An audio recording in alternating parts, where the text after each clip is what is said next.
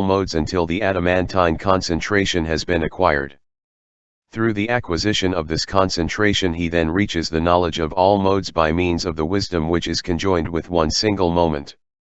The error with regard to the path. Subhuti. If the Bodhisattva after having fulfilled all the paths should enter on the Bodhisattva's way of certain salvation, is it not so that the path of the eighth lowest is one path? That of the stream winner another. That of the candidate to once returnership another. That of the once returner another. That of the candidate to never returnership another. That of the never returner another, that of the candidate to arhatship another, that of the arhat another, that of the pratyekabuddha another, and that of the fully enlightened tathagata another? If these paths are different from one another, how is it that the Bodhisattva, after he has fulfilled all of them, should enter on a Bodhisattva's way of certain salvation?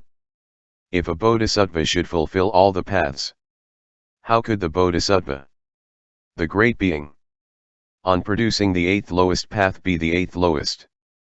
On producing the path of vision be a stream winner, on producing the path of development a candidate to once returnership, a once returner, a candidate to arhatship, and an arhat, and on producing the path of a pratyekabuddha a pratyekabuddha? For it is quite impossible and it cannot be that a Bodhisattva, after having been the eighth lowest, should enter on a Bodhisattva's way of special salvation, that is out of the question. And likewise that after entering on a Bodhisattva's way of salvation he should reach the knowledge of all modes. Or likewise that, after he has attained the fruit of a stream winner, to pratyekabuddha enlightenment, he should enter on a Bodhisattva's way of salvation and then reach the knowledge of all modes. How then, O Lord, shall we understand this, i.e., that the Bodhisattva, the great being, after he has fulfilled all the paths, enters on a Bodhisattva's way of salvation, and then reaches the knowledge of all modes, and forsakes the defilements with their residues? The Lord. So it is, Subhuti, so it is. It is first of all impossible that a Bodhisattva, once he has become the eighth lowest, or after attaining the fruit of a stream winner, to pratyekabuddha enlightenment, should enter on a Bodhisattva way of salvation. And without that he cannot reach the knowledge of all modes. But the Bodhisattva, the great being, beginning with the first thought of enlightenment, coursing in the six perfections, transcends the 8 stages of the disciples and pratyekabuddhas with his cognition and vision. Which 8? The stage of bright insight. The stage of becoming one of the clan. The 8th lowest stage, the stage of vision, the stage of refinement, the stage of turning away from passion, the stage of him who has done, the stage of a pratyekabuddha. Having gone beyond these 8 stages with his cognition and vision, he enters, by the knowledge of the modes of the path, on the Bodhisattva's special way of salvation, and through the cognition of the knowledge of all modes he forsakes the last residues of the defilements. There, Subhuti, the Bodhisattva, the great being, patiently accepts the cognition of the 8th lowest and likewise the cognition and forsaking of the stream winner, to pratyekabuddha. Having fulfilled the paths of the disciples and pratyekabuddhas, the Bodhisattva, with the help of the cognition of the knowledge of the modes of the path, enters on a Bodhisattva's special way of salvation, and through the cognition of the knowledge of all modes forsakes the last residues of the defilements. It is thus that the Bodhisattva, after he has fulfilled all the paths, knows full enlightenment, and thereafter becomes a life-giving fruit for all beings. Subhuti. As regards these paths, i.e., the path of the disciples, the path of the pratyekabuddhas, the path of the Buddhas, what then is among them the path envisaged by the knowledge of the modes of the path? The Lord. Here the Bodhisattva should produce the purity of the knowledge of the modes of the path. And this is it. The Bodhisattva should fully know those modes, tokens, and signs by which the path is indicated, and then proclaim them to others, demonstrate and reveal them, make them known to them and establish them in them. He should be able to utter and retain in his mind all the languages, agreed symbols, and meaningful sounds which are used for communication in the great trichiliocosm, though always looking upon them as just so many echoes. In this way also should the Bodhisattva, the great being, fulfill the knowledge of the modes of the path, and thereafter he should know the mentality of all beings. Of the beings in hell the path should be known, the root cause and the fruit, and thereupon their path, root cause, and fruit should be impeded. Likewise for the animals and those in the world of Yama. Of the Kinnaras, Mahoragas, Nagas, Yakshas, and men should the path, root cause, and fruit be known. And so for 14 classes of gods. The 4 applications of mindfulness, 2. The 18 special Buddha dharmas should be known. And the beings who should be established in the fruit of a stream winner 2. Enlightenment, these he establishes therein.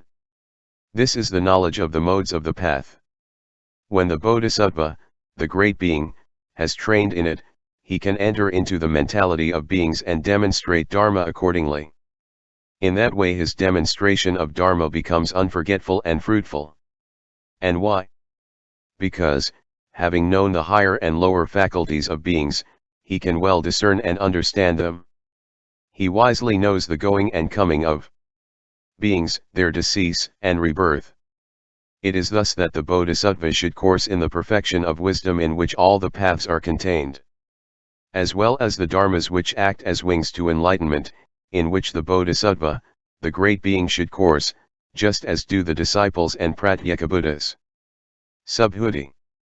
If, O Lord, the dharmas which act as wings to enlightenment, as well as enlightenment itself, are all dharmas which are neither conjoined nor disjoined, immaterial, undefinable, non-reacting, with one mark only, i.e.